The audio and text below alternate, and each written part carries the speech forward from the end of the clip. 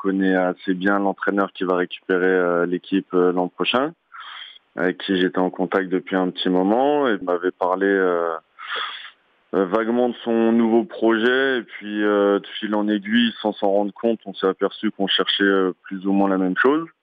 Et donc il m'a vendu le projet qu'il voulait mettre en place au sein du club, et sa manière de voir les choses et comment il pense travailler, ça m'a tout de suite branché de pouvoir réaliser ce projet-là d'un point de vue personnel d'abord, puis travailler de manière un peu plus profonde avec Cherif Amani qui va récupérer l'équipe l'an prochain. Je vais un peu dans l'inconnu parce que je connais pas du tout le groupe et l'effectif qui sera mis en place. Je crois qu'il y a encore certaines arrivées à trouver. Maintenant, oui, j'arrive avec un statut un peu différent de ce que j'ai pu connaître par le passé.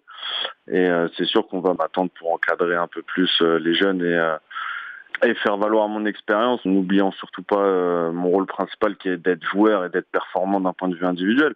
Mais bien sûr qu'il va falloir que j'amène tout ça à prendre plus de responsabilités et de guider un peu les plus jeunes vers ce que moi j'ai connu quand j'avais leur âge et ce qu'on m'a inculqué comme valeur et comme savoir tout au long de ma carrière.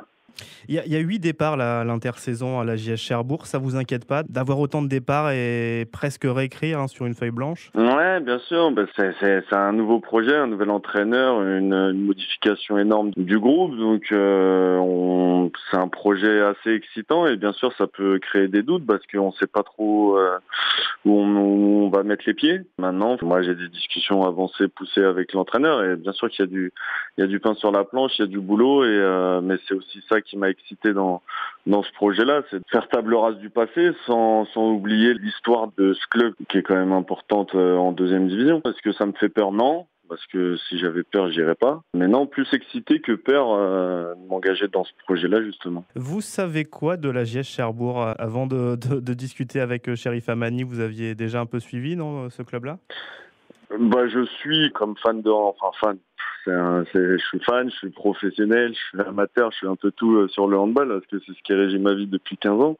Maintenant, ce que j'en connais, c'est les grandes lignes que je vois. Je regarde un peu les résultats, les joueurs qui y sont passés, les échos que j'en ai à gauche à droite. Maintenant, j'arrive aussi moi dans une région que je connais pas et dans une ville que je connais pas et dans un club que je connais pas, mais voilà, ça faisait partie aussi de l'aventure et du projet que m'a vendu le club, pour laquelle j'ai succombé, et c'est pour ça que j'arrive très excité la saison prochaine pour relever ce défi-là, quoi. Après un passage à Dunkerque, c'est bon pour la météo, vous êtes rodé, hein? Ouais, non, mais les gens, quand je suis parti à Dunkerque, les gens m'ont dit que j'étais fou. Et au final, tous ceux qui y sont venus, ils ont adoré. Et ça restera ma plus belle expérience de vie. Je parle même pas de handball, hein. C'est la ville où je me suis senti le mieux. Et les préjugés, comme le Sud, on dit ouais, il y a le soleil, c'est génial. Quand les gens, je leur ai annoncé à 2-3 mon choix de partir au fin fond de la Normandie, caché, où apparemment il pleut beaucoup. Ils m'ont dit mais t'es fou. Et moi j'ai le souvenir avec ma famille, comme on s'est régalé à partir dans le Nord. Et j'espère avoir la même surprise en venant à Cherbourg. Et je suis pas, moi à la base je suis parisien, donc ça va pas me choquer plus que ça de mettre les pieds en Normandie. Les objectifs, vous en avez discuté forcément avec Cherif Amani. Il vous a dit quoi? L'année prochaine, on joue le maintien ou on joue un peu plus haut? Je vous laisse en discuter avec lui. Moi, je pars un peu dans l'inconnu, comme tu me l'as demandé là il y a pas longtemps. Je crois que lui, il part un peu comme ça, et je pense que les objectifs, on va se les fixer pas au jour le jour, mais en voyant ce qu'on est capable de faire au fur et à mesure du temps. Et je pense qu'il est très difficile aujourd'hui de se fixer des objectifs, ne sachant pas qui va composer cette équipe. Et aujourd'hui, il est trop tôt pour se fixer des objectifs. Alors certes, on va peut-être pas jouer les 3 premières places.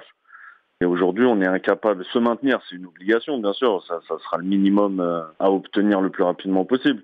Maintenant, je pense qu'il faut pas se fixer d'objectifs, comme on connaît pas vraiment la valeur de l'équipe qui va être engagée dans la prochaine saison. Donc ça va être aujourd'hui, il met difficilement pronosticable une place ou un objectif sur la saison prochaine. C'est un contrat de combien de temps? Moi, je me suis engagé pour les 2 prochaines saisons. Avec un petit brassard de capitaine ou pas? C'est pas défini encore. On a doucement abordé le sujet, mais là, c'est pas de la langue de bois, j'en sais rien. Bien sûr, j'arrive avec un statut important et c'est plus facile peut-être de me le donner qu'à un gamin de 19 ans. Mais c'est pas quelque chose que je réclame. Je l'ai jamais été de par ce brassard. Après, un capitaine, moi j'en ai connu des discrets, des grandes gueules. Il y a des leaders de terrain, il y a des leaders par l'exemple. Je vais être exemplaire sur mon comportement. Si j'ai le brassard, c'est une chose en plus, mais ça changera pas du tout mon comportement au sein de cette équipe, quoi, parce que j'ai pas. Enfin, c'est jamais ça qui m'a guidé dans mon tempérament, et c'est pas ça qui fera que je vais changer. Après, on verra qui compose l'effectif et qui est la personne la plus à même à être le capitaine de cette équipe. Mais pour l'instant, non, c'est pas défini en tout cas.